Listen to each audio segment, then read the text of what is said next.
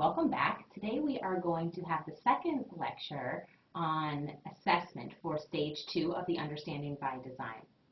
So in the last lecture I asked you to start to plan your stage 2 and think about how you can determine evidence that would meet some of your goals for stage 1. And so today we're going to work a little bit more about completing stage 2 and also designing and building the assessments that you'll need.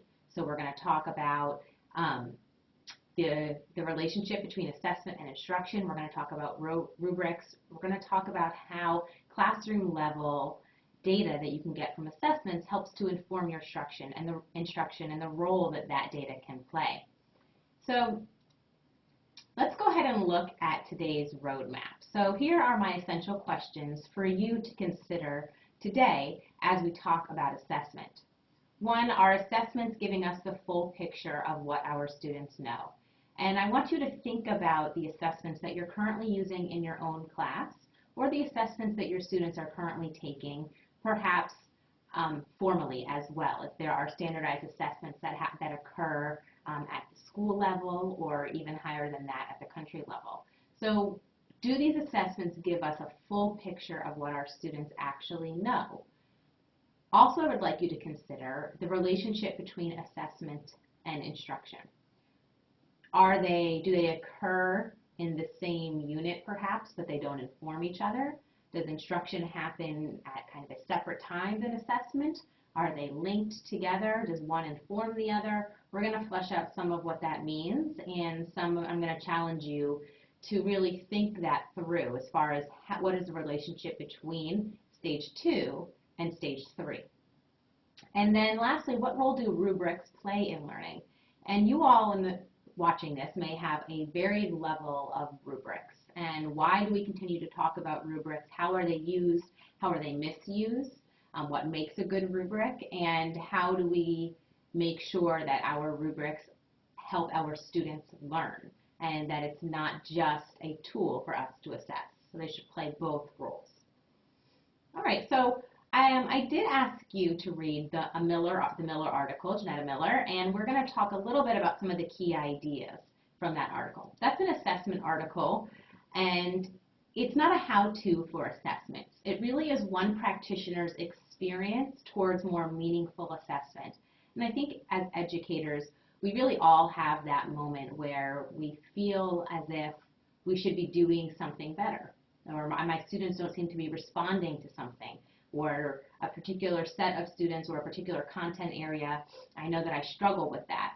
And when we have these feelings as educators about needing to revise something, the journey that we get towards something more meaningful or something more powerful or effective for our students or more transformative is often a pretty interesting journey, and one that a lot of teachers go through, but yet we don't talk about a lot. And so I really like this article because it is this teacher's journey towards more meaningful assessment.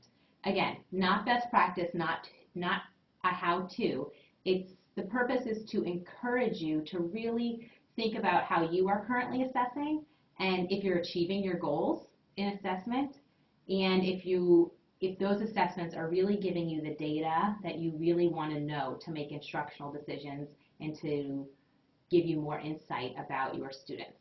So think about where you get a lot of your data from. If it's not from your assessments, and if it's more from your observation of experiences between they have each other or your conferences that you have with your students, you need to figure out a way to have your assessments capture that as well. So here are some of the key ideas from the article. She talks about standards-based grades. So she talks about making a transition from grades in content area to grades on standards. And she made this transition with the objective of achieving a content standard. But she says the most important aspect of grading is the detailed feedback to the student on their progress towards mastery of that content standard. So this is a shifted saying, Chapter 3, a student got an A on a Chapter 3 test, or saying a student is at a level 6 of 10, they're making this progress towards achieving this standard that has to do with using multiple strategies to solve a problem in mathematics.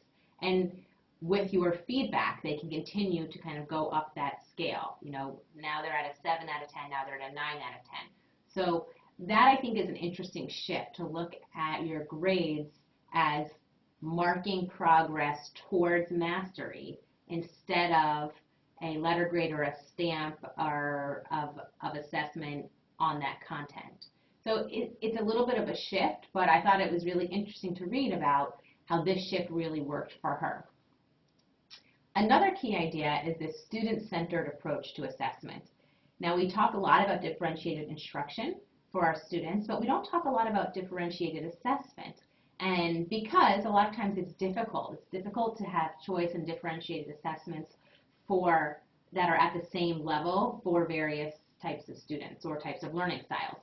So taking a student-centered approach towards assessment, one of the key ideas that she brings is that teachers need to understand that students may need to work on and assess different aspects of the final product. So I like this because, again, it took this idea of differentiated instruction, which we know is powerful in instruction, in a pedagogical principle of the classroom, but it takes it one step forward further to talk about assessment.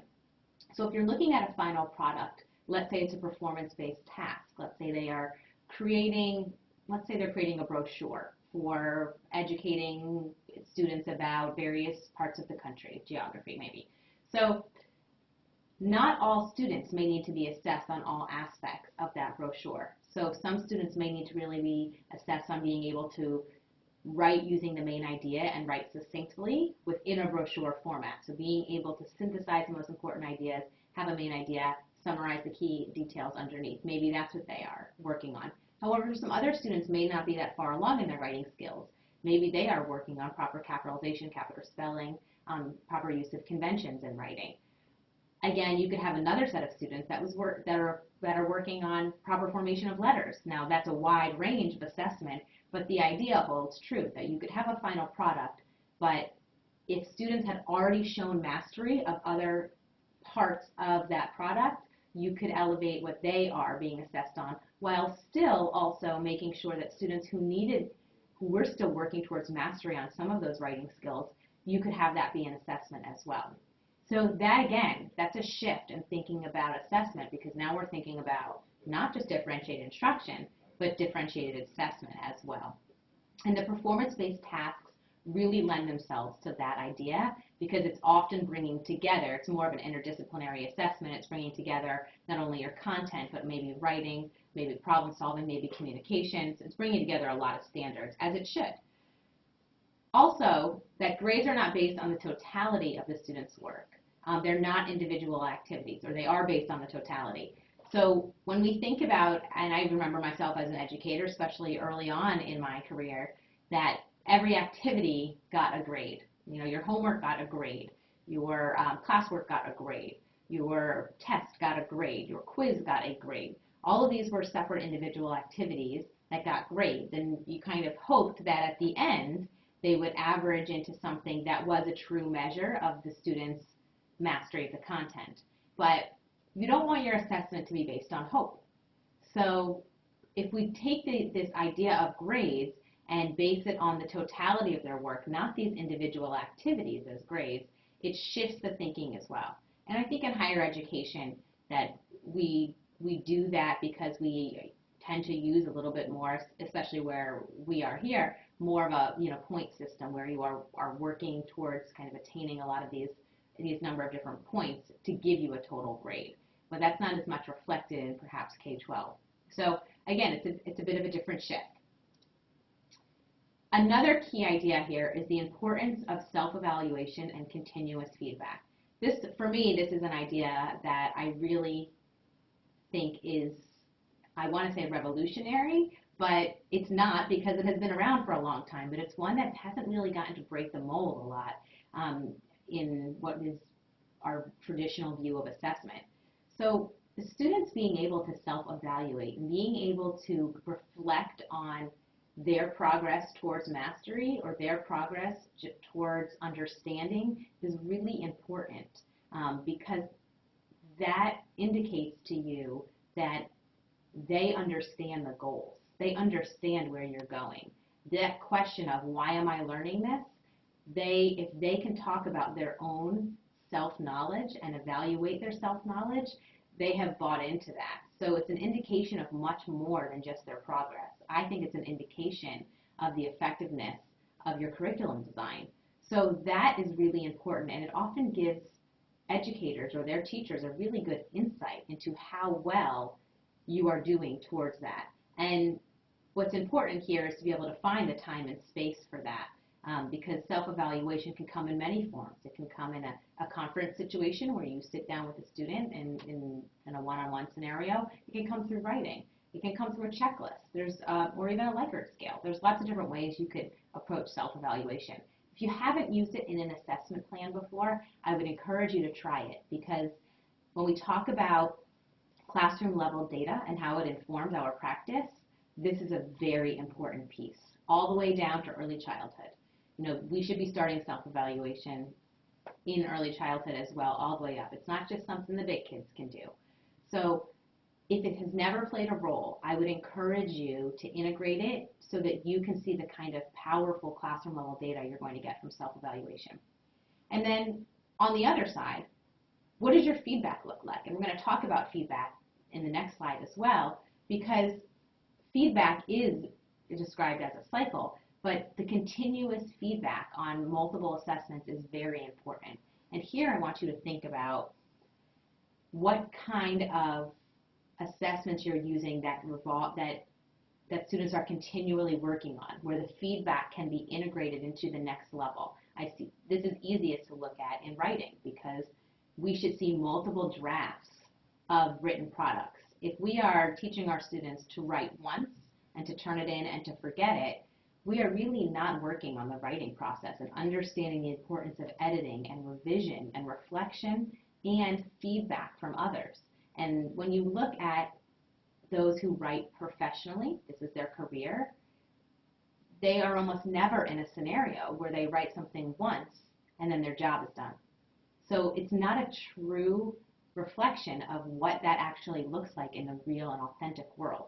So we want to make sure that we are showing students that revision and editing and being able to take feedback and try again and work harder and motivate them to really get that more points or a better grade if that's what their motivation is, but hopefully for us to get a deeper knowledge of, a deeper understanding of the knowledge, feedback plays a huge role.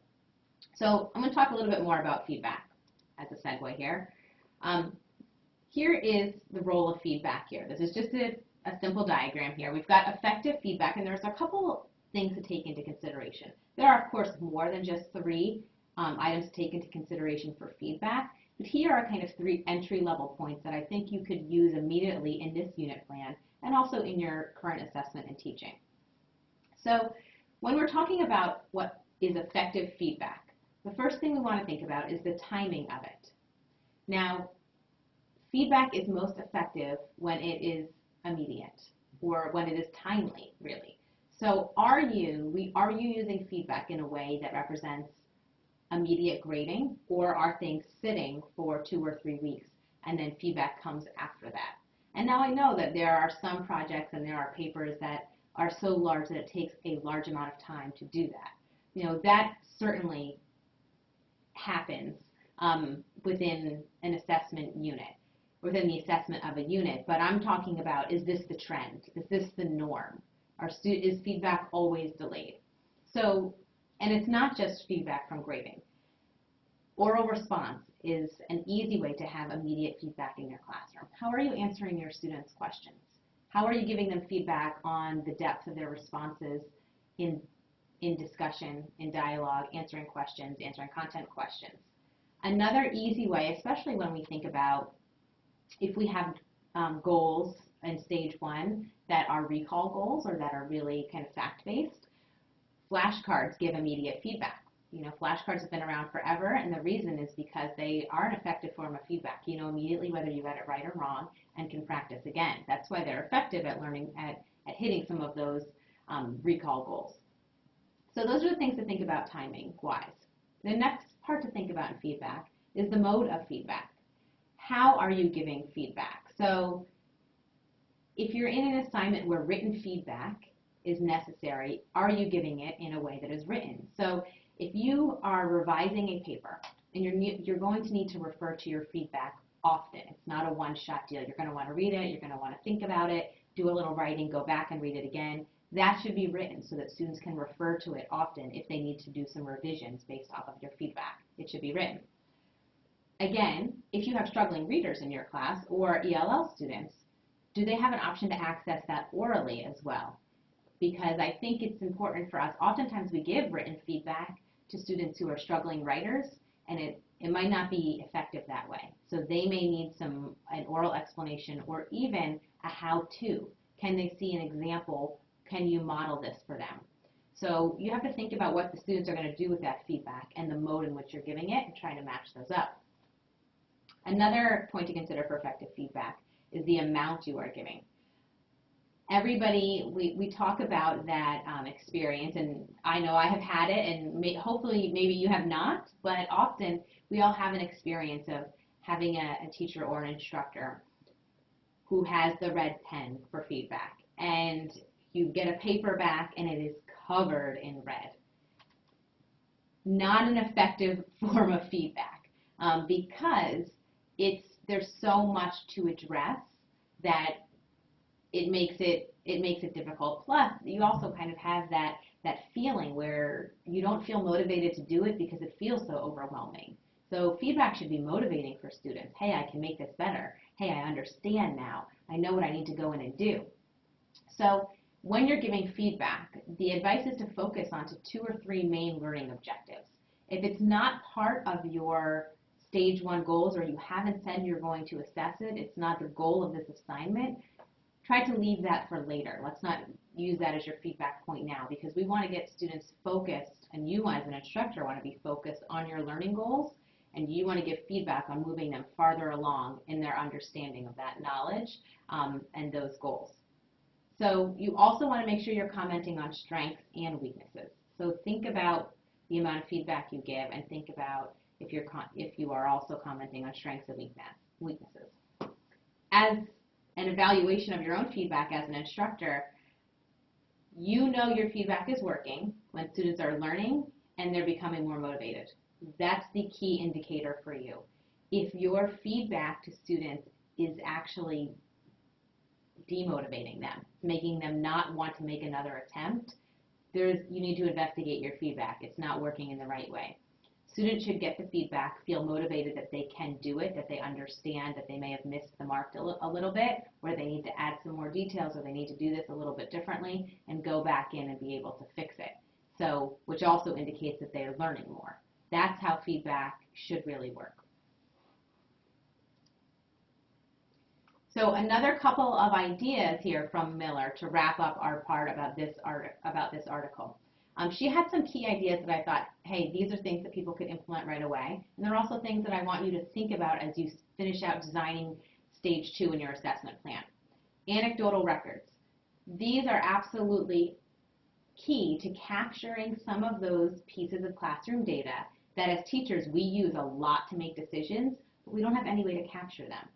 As teachers, there's lots of decisions that we make in our classroom about how to work with students, what content to do next, what to change, how to differentiate. And a lot of it is because it's something that we see, something that we hear. There are these anecdotal records that we are keeping in our brain. So how can we capture those? And I thought that she gave some good ideas for that. It's also very important when you're working with young learners to have assessment ideas, to have an assessment plan that can capture that learning, because as they get older, we actually rely much more on student work to capture their learning. But when they are younger, we need to be more creative with our assessments to capture what it is that they're learning. I've seen a lot of great early childhood teachers capture learning using video and audio, using technology as well, because they're not able to produce it, but yet you can capture skills and learning through video and audio technology. Evaluation conferences. I love these because it builds off of some of that self-evaluation we talked about earlier. Students and teachers discuss their progress. They create notes during the meeting, resulting in next steps. Think about a document that has writing and input from both the student and the teacher on their progress. That is powerful. There's also a significant level of accountability there as you meet together and you discuss goals, and you can both sign off on it and say, we know where we're going next, because the next time we meet, we're going to revisit this, and we're going to work and see if we've met these goals. So this is a really powerful way to not only connect with your students, but to have everybody very crystal clear on the understanding and knowledge goals, which is so important in a classroom and prevents that question of why am I learning this? What am I doing this? What's the connection? And we want to do better than that. And the time needed for these conferences, because we know that time is precious. Time is precious in a classroom. If we can take away some of that time from that we would be using to grade all of these individual activities, homework grades and participation grades, all these little things that don't really contribute meaningfully, use that time. That's kind of where you are saving your time. So we're not trying to add in without taking out, because curriculum is not a bottomless bag. You cannot continue to put in without something falling out. And oftentimes we don't know what has fallen out until it is too late. So you have to be mindful when you are adding in, what is it that you are going to take out, or are you going to find a way to streamline and do both? Because you cannot just continue to add in, because then you are, then we are talking about those sins of curriculum design as well, when you have a whole mile wide and an inch deep. We want to do better than that. Okay, and the last one here is balancing and confirming results from student-based assessments and traditional assessments. I think this is important too, because our students will no doubt have to take traditional assessments, whether they are mandated at the school level or above.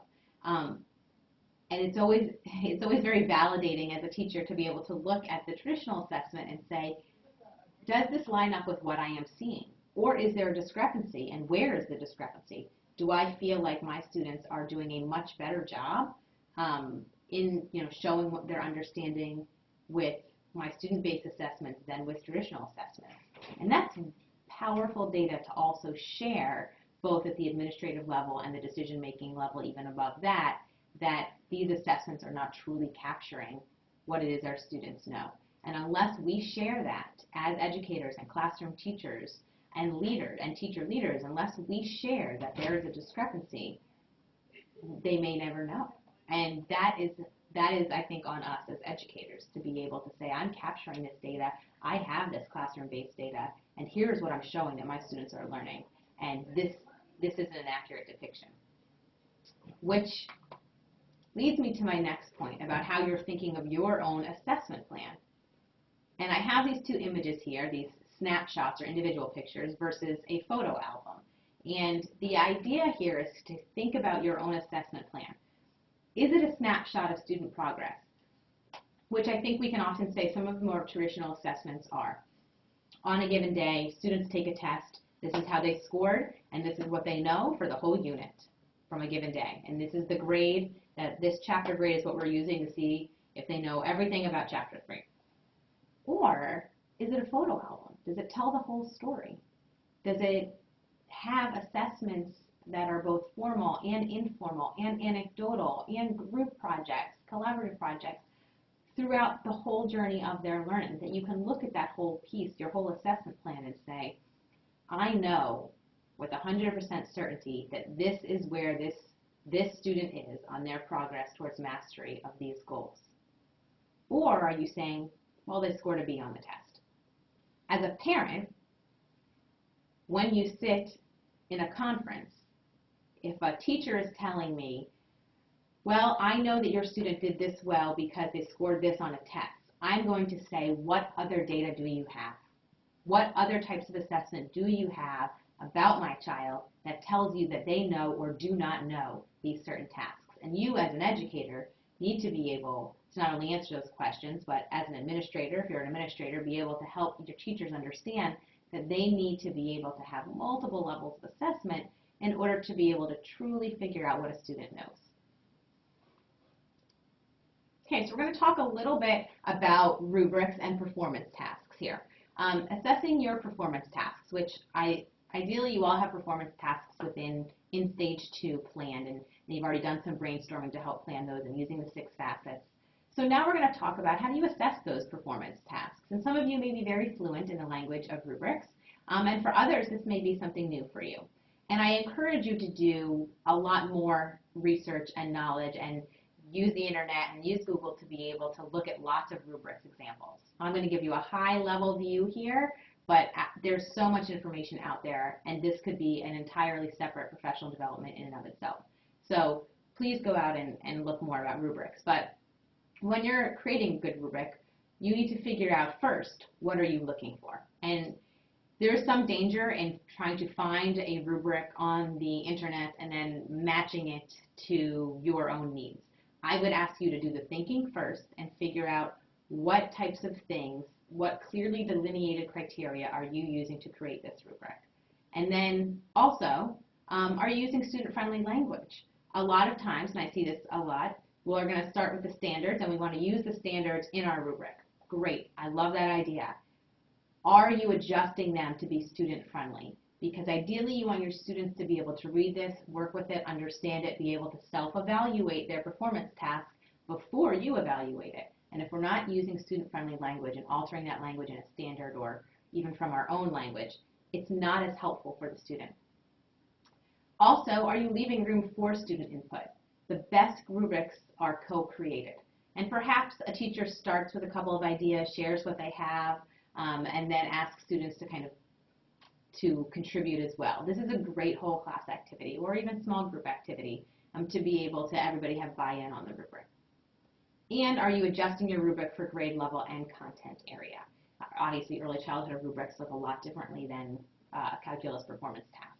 So adjust for that as well and make sure that they are developmentally appropriate for the content area and for the grade level. So here is just an example. Again, one that I was able to find. So we've got very good, good, developing. Those are the categories that they use. Those categories could also be points. Those categories could say something different. Make it appropriate for whatever your own needs are at your school level, at your classroom level. Those categories can be different.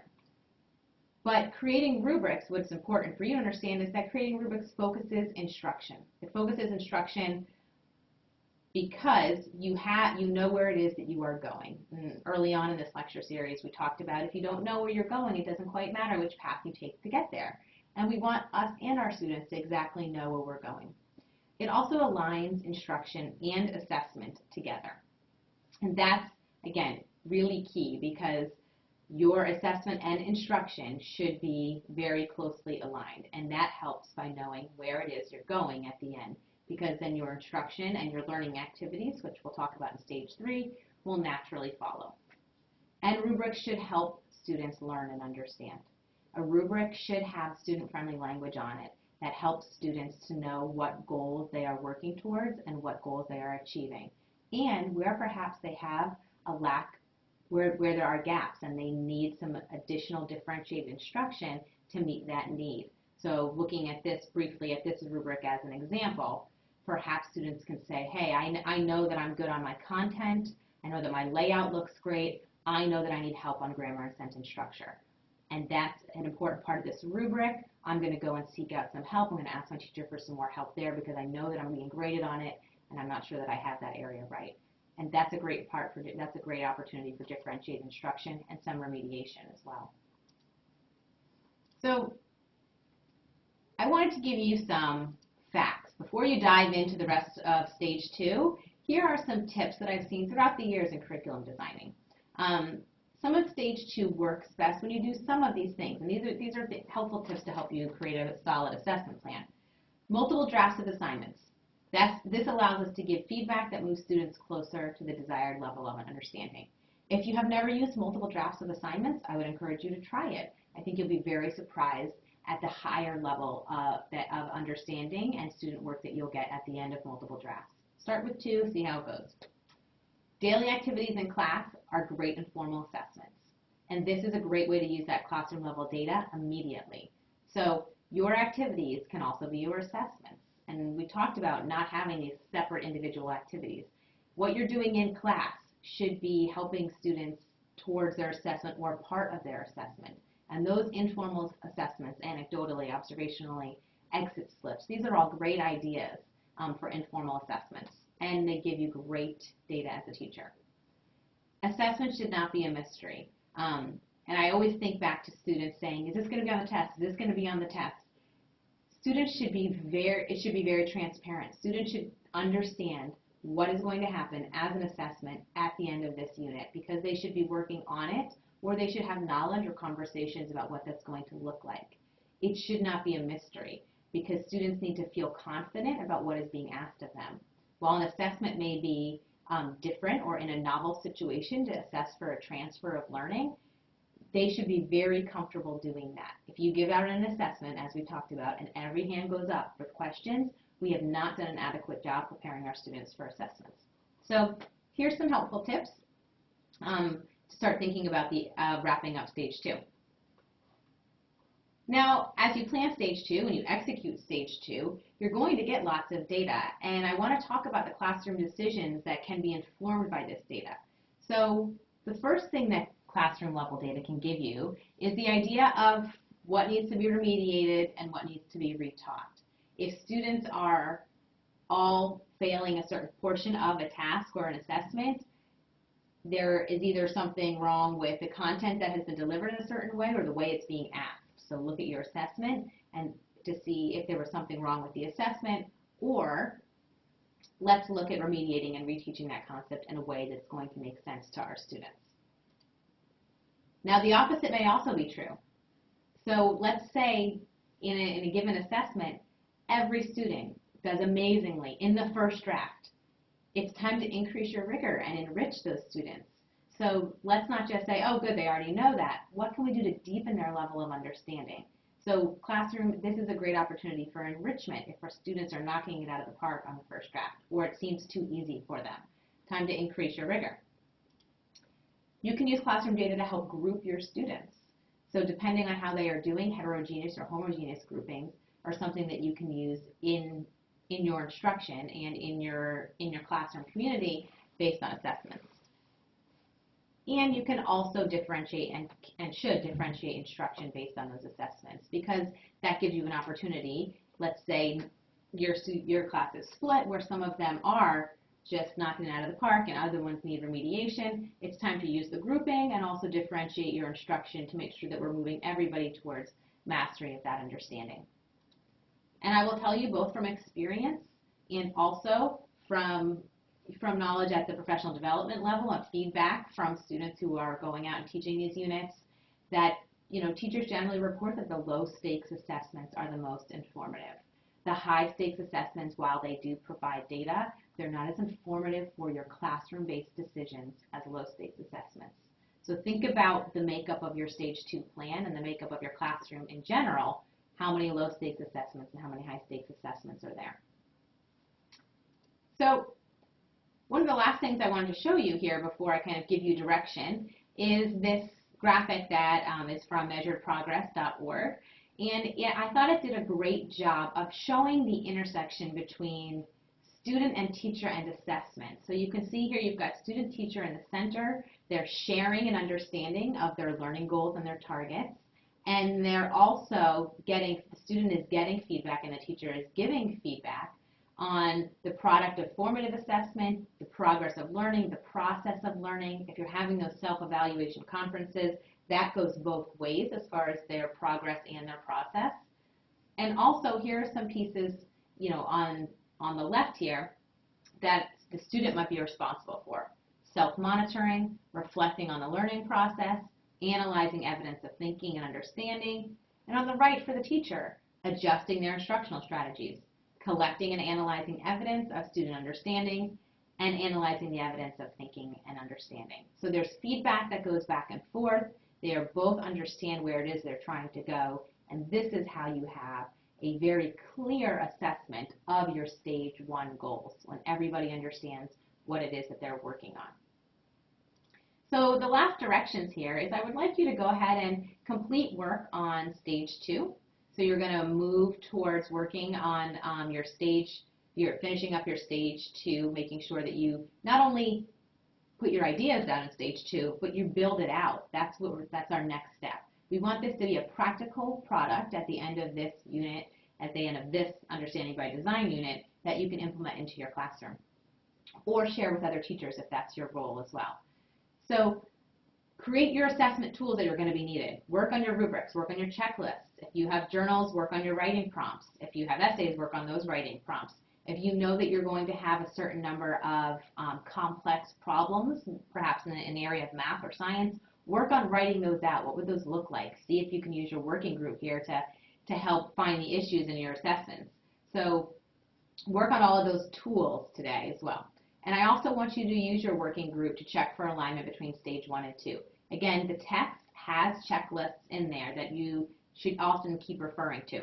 Go back to one of those checklists and go through, make sure stage 1 and 2 are all complete before we work on stage 3. So it's your turn now. Finish up working on those pieces, and I look forward to stage 3.